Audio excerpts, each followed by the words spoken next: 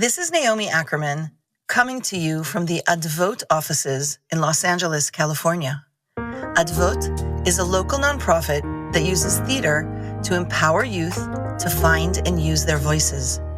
With Advote, I have spent over a decade working inside the walls of the Los Angeles juvenile lockup facilities, or Juvie, as it's called in slang. When I started this work, I would drive every Thursday to teach the Ripple process. Today, Advote teaches over a dozen classes in multiple sites in LA County. I have had the privilege of meeting the most extraordinary youth inside the walls. Thursday in Juvie is where it started. I invite you to grab a cup of coffee or tea, take a little walk, and listen. Listen to the voices of these beautiful people. First, through a story I tell about my experiences teaching, followed by a remarkable interview with system-impacted individuals who have all changed their lives and are inspiring beyond measure. I'm so happy you chose to join us today to experience the power of love, forgiveness, redemption, and change. This is Thursdays in Juvie, and now, the show.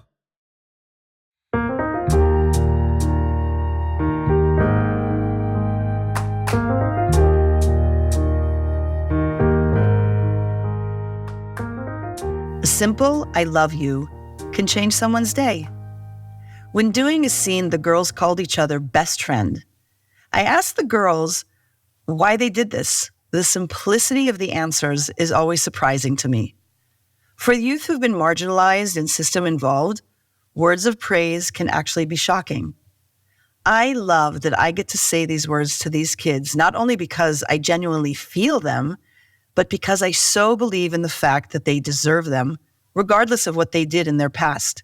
For so many of the kids that I work with, hearing something good about themselves from someone else has never happened before. I find it incredibly important to praise them and make them say good things about themselves as well.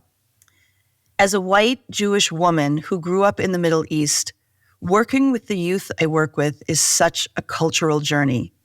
Sometimes they're speaking English to me, and I seriously do not understand a word they're saying. I have learned slang and cuss words I didn't even know existed. When they called me oatmeal, they said because that's what I look like. I laughed, only to learn that sometimes they simply call each other exactly what they are or look like.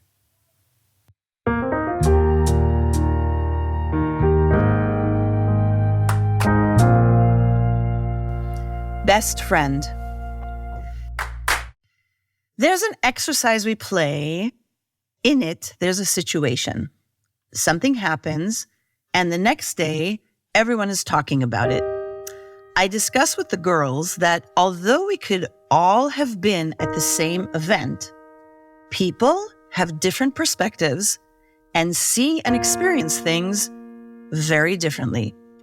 For example, let's say there was a party last night. The next day, two girls would talk to each other about the party very differently than possibly two boys would talk about the party.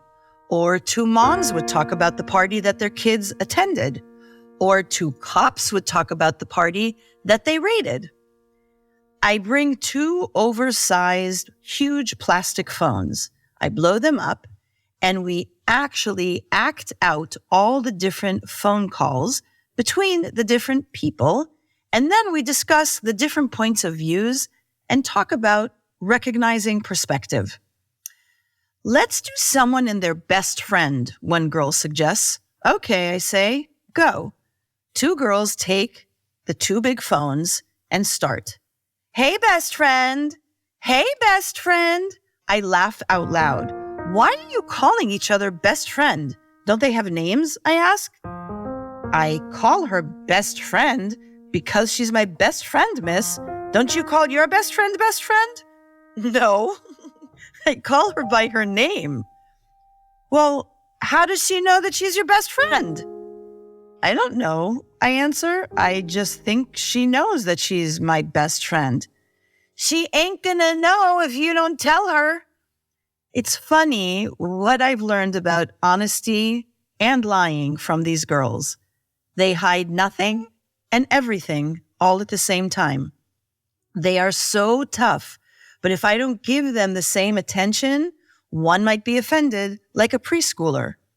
They are 15 years older and 15 years younger than their age, all at the same time.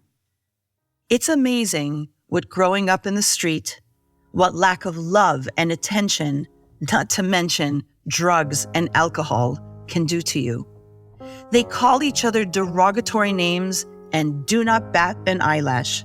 The N-word, fool, bitch, hoe, and more. I tell them you shouldn't do that.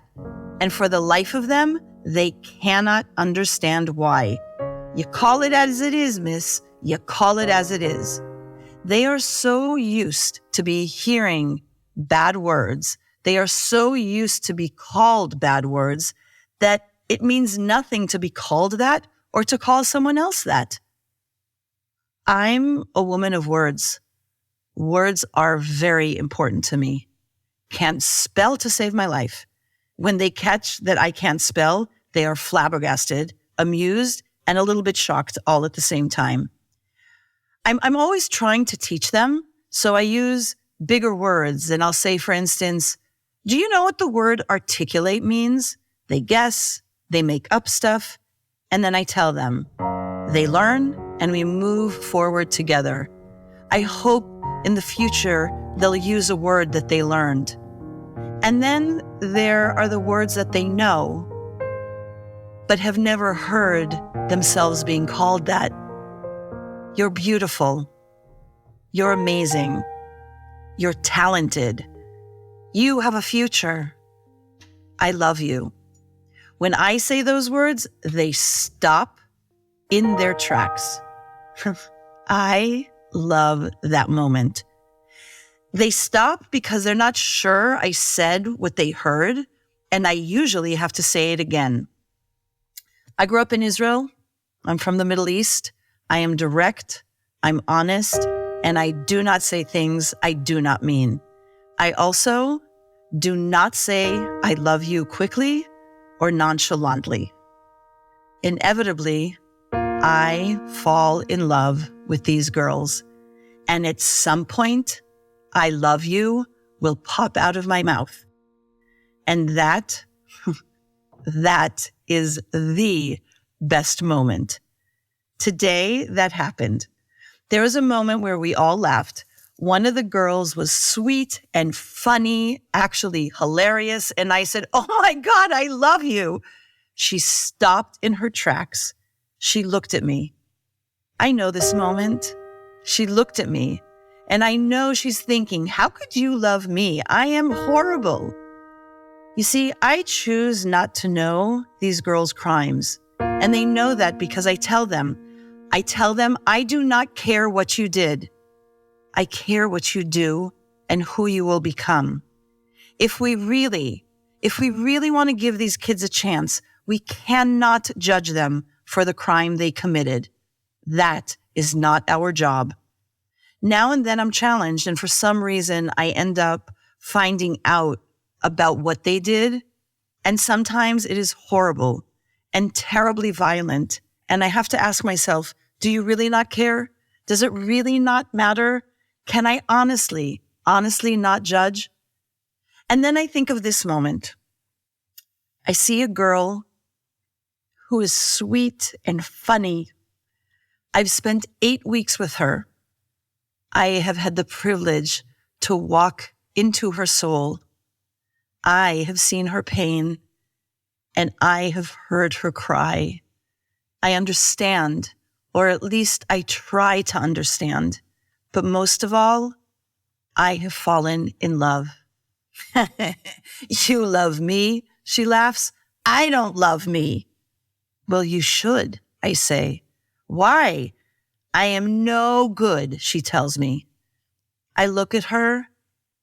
I'm not even sure why, but I'm getting teary. We're all good, I say. Just for some people, sometimes the good is hiding. Oh, my good miss, It just plain ran away, she says. Well, I think today you might have caught it. Why don't you invite it to stay?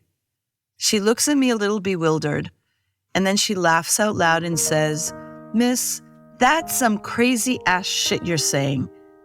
But I think I understand. Good. I walk over and give her a kiss on the head. You actually fucking love me, huh? She says. Yep, I do, I answer. She smiles, a big smile, and sits back down in her chair. I can actually see her good, and it's glowing. Stick around as I speak to one of my former students who has transformed themselves and their lives. I promise you, you will be inspired. Don't forget to subscribe to the podcast to receive notifications about new shows. Join the Advote Ripple. Make a contribution today. Welcome back, everyone. Thank you for joining Thursdays in Juvie. The conversation continues. Today, I am sitting with Miya, a recent student of mine, who I have to say here and share that she has taught me so much more than I think I have taught her. She is wise and smart and, has wicked intuition.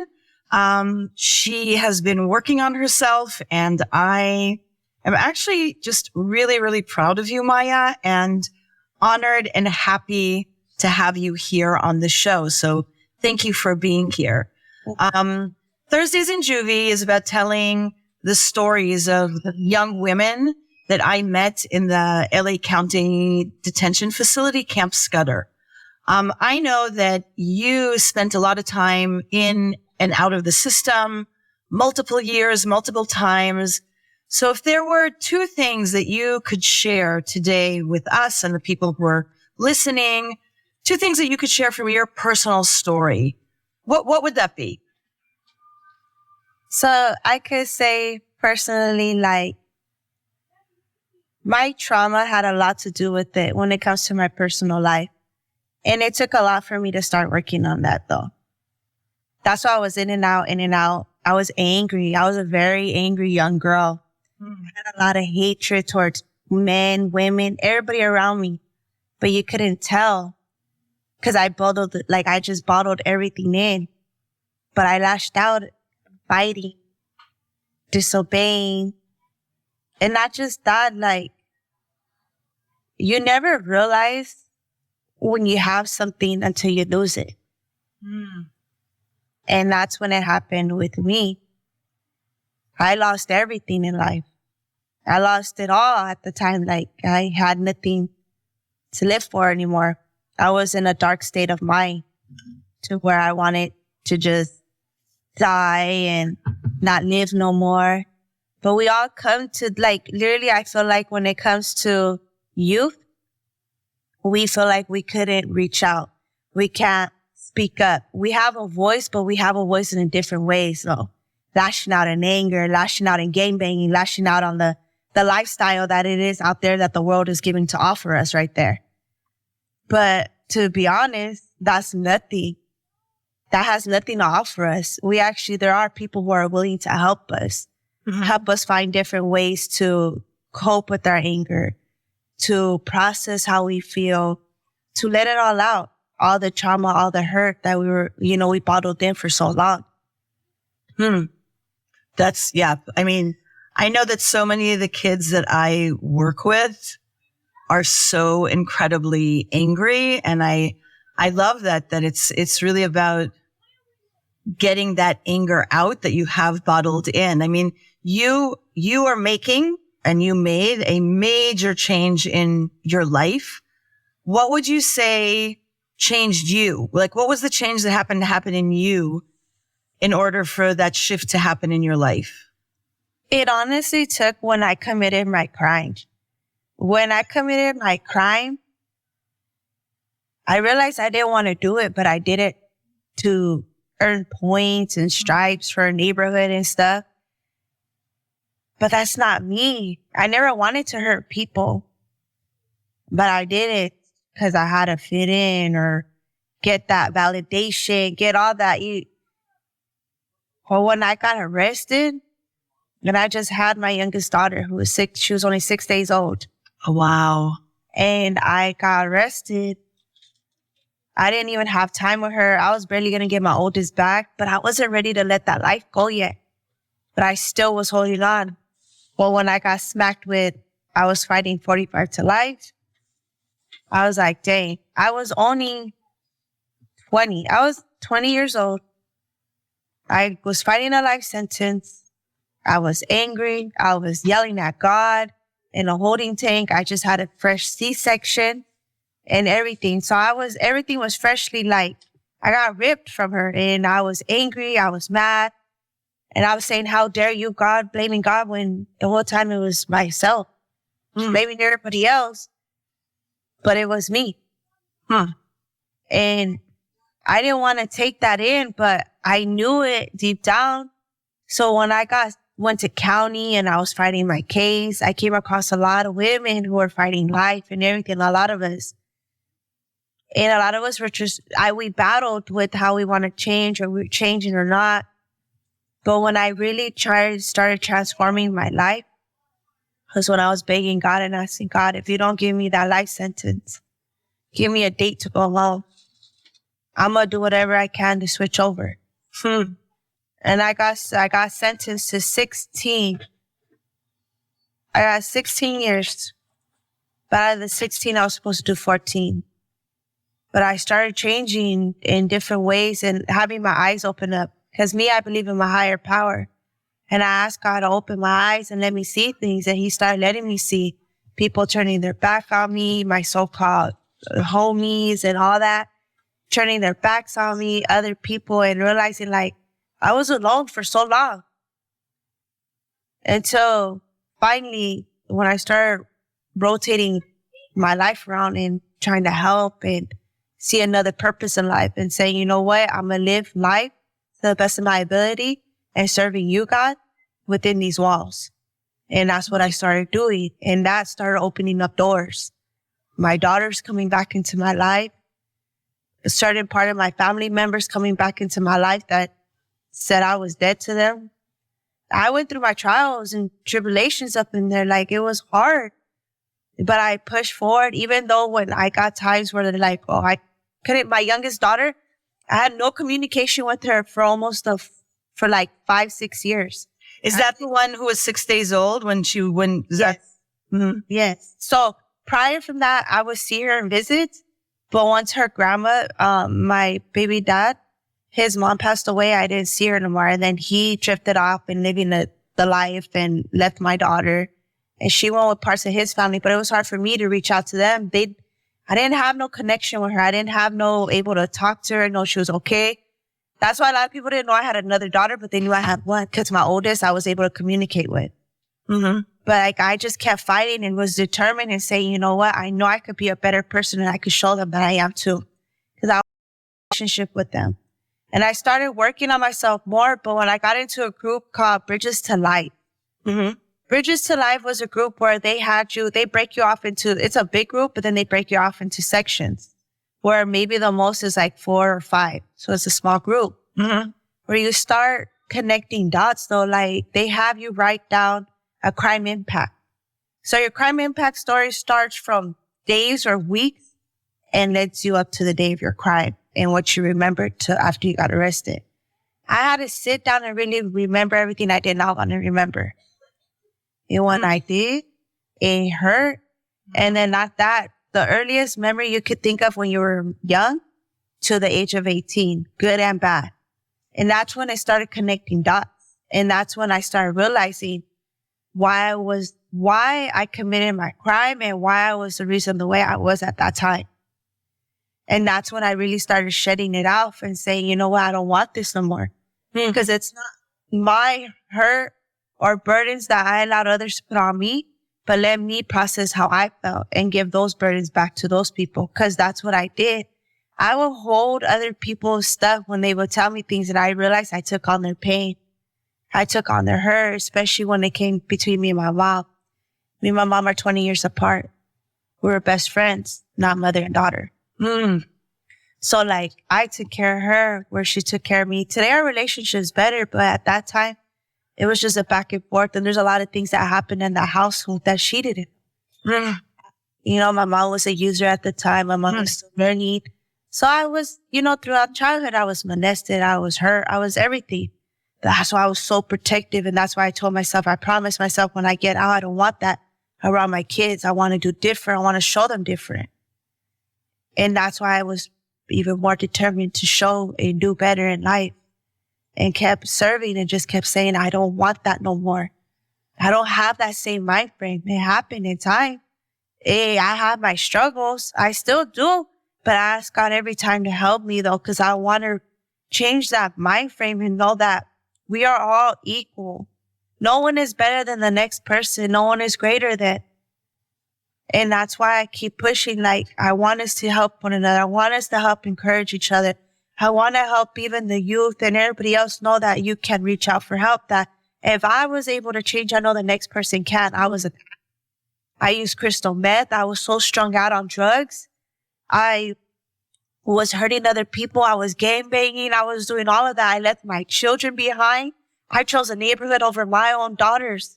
I did that, and I own up to that responsibility today, when before I didn't, but today I do.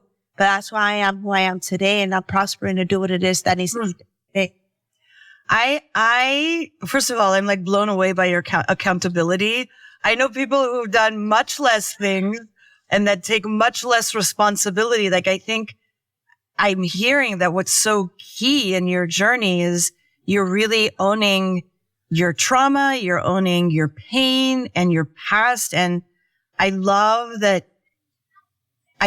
and again, you are my teacher, that you have such a deep capacity to take responsibility, which you don't always hear that. I mean, I think it's absolutely, it's beautiful and very, very commendable. You know, I'm a big believer in community and the power of community. You talked a lot about your own accountability, but what kind of support did you need from the people around you to make this change? Like, even in the last 6 months, I see how much change you're making. Like, what had to happen in the community around you? What did you need from people to support this incredible accountability that you're talking about? So, and more on that part was actually a struggle for a long time because I didn't trust people.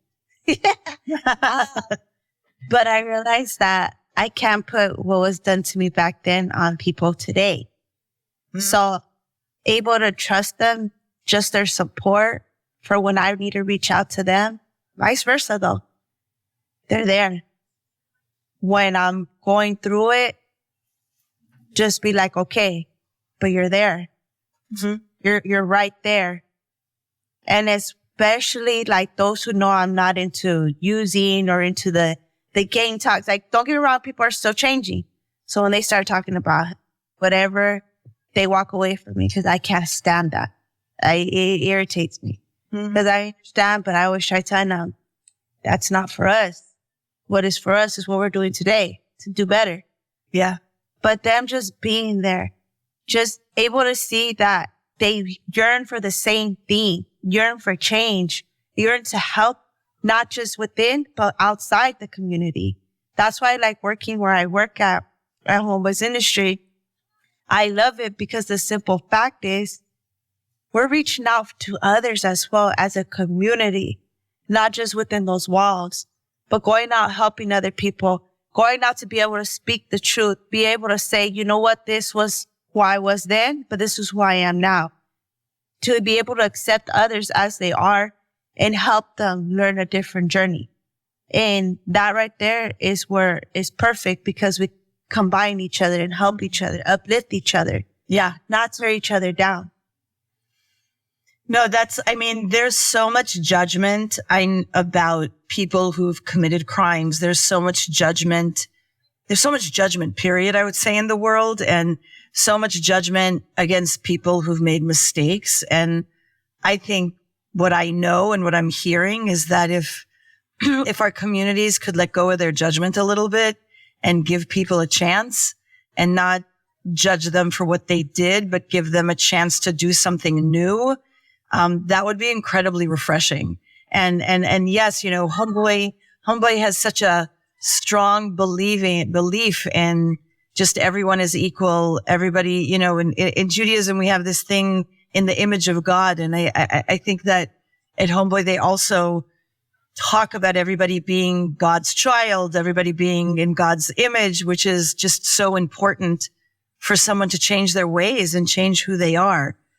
So, this podcast is a lot about youth and about stories of youth that I worked with when they were locked up. And I'm bringing youth on, and I'm hoping that youth are going to be listening to this. If there was something you could say to your younger self, to that 20-year-old, what would you tell them? What would you say to your younger self? You can reach out for help.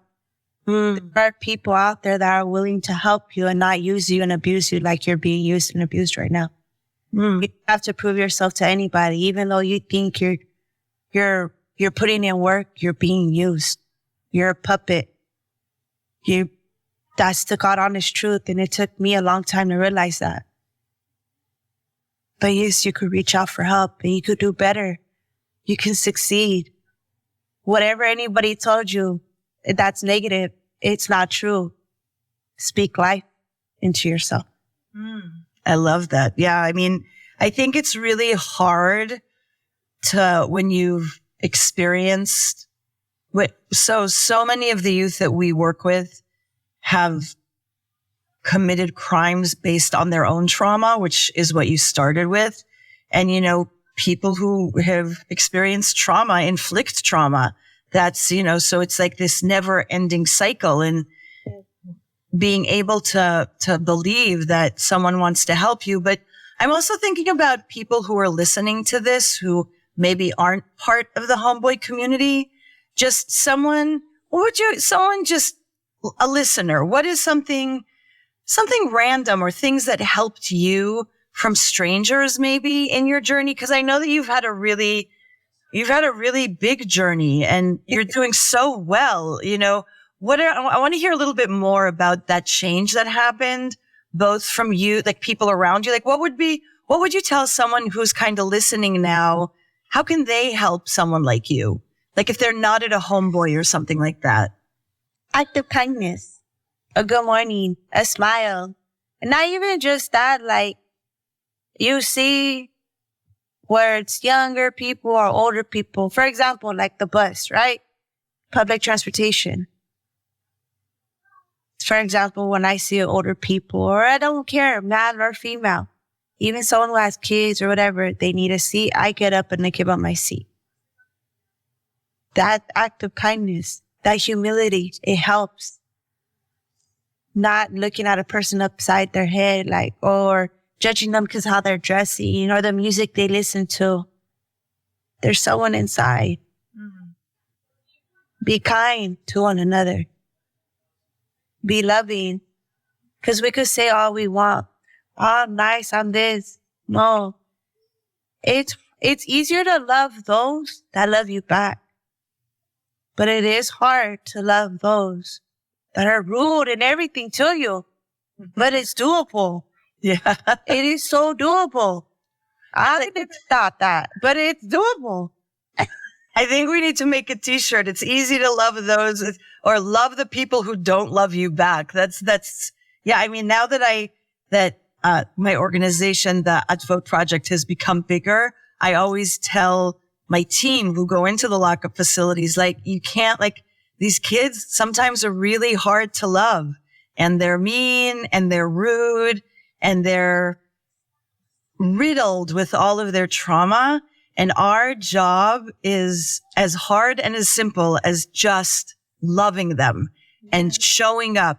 And sometimes we show up and they're so not interested in us. Like, we'll walk into the day room and they're like, yeah, whatever. Right. But I know that inside that makes a difference. And it's always easy, like, to love someone who loves you back, but it's so much harder to love someone who doesn't love you back. And I think that so much of it is about pain that is from the past and not from, and it's so hard to move forward from that. I love that. Just practice kindness and practice love, even to those who you don't understand or those who are playing really crappy music and dressed not nicely. Yes, that's the thing, because we shouldn't have to. There's a lot of people who know how to make money in certain ways, for example. Mm-hmm. And there's other people who know how to make it the right way. But that's why lead by example. Lead by example. Show that there's a better way on doing things that you can help. I've had so many people try reaching out to me since I was younger. But in my head, I kept saying no because I had all those walls built up. I had so many people violate me, hurt me at a young age. I didn't trust anybody. Mm-hmm. But really working on myself and taking the time, you realize that there are good people who are willing to come out of their way to help you. Even strangers. I came across so many people in the community, though. But my really good friend now is a bus driver. me and him clicked. Why? Because I observe people and I seen him. He's so kind to everybody who comes on the bus with him. So kind-hearted man. He's a very one, and he does little poetry, he does rap and stuff like that. He's an older gentleman, but he's for people prospering in life, for people to actually get a good job, foundations and stuff like that. You come encounter with people like that. So my thing is, don't shut the doors on people, because you never know who you're shutting the door on. Always have that door open, because there's someone's life that you can impact in a way you never thought. I love that. Well, I know that I am sure that you are going to go super far, because I can say, and since you were in my class and then till now, which has not even been a long time, maybe 6 or 8 months, it's always shocking to me that someone can transform more. Like you transformed, and then you transformed even more, and then you transformed even more. And you are such a gift to me, because I'm watching you, and it's such a lesson in kindness and forgiveness. And I hear you tell the stories of yourself committing a crime or being under the influence or using drugs, and I find it fantastical. I can't even imagine it, because you're so grounded and so beautiful and wonderful right now. So amazing. And you're doing an amazing job. And I hope that the people who hear this are as inspired as I am, because people don't believe that change can happen. And when I meet someone like you, it's like, I want to take you and kind of walk around the whole world and say, look at this, right? Like, look at this. Don't judge based on things that happened because of pain. So keep up the good work. Keep being amazing. And I get to see you every week. So that's awesome. And maybe in the future, we'll have you back on with a bunch of other questions. So thank you so much for being with us, and just keep changing and being kind and sending love out into the world, because God knows we need a lot of that out there. So thank you for being with us. Awesome. Thank you. Thank you for choosing Thursdays in Juvie with Naomi Ackerman in partnership with Advote. I know you have many choices to listen to, and I appreciate you giving us your time today. Time is precious, which is exactly why we must pay attention to individuals, particularly youth, who are serving time. I hope hearing these stories will help you see the youth Advote works with as the amazing humans they are, and not just judge them as random case numbers. Did you enjoy this podcast? If so, please share the podcast from our website, www.advote.org, with your friends, family, and colleagues. We hope you'll join us again, because the more we listen, the better we understand. The better we understand, the more compassion we have. Compassion changes the world. Listening is the first step. In gratitude.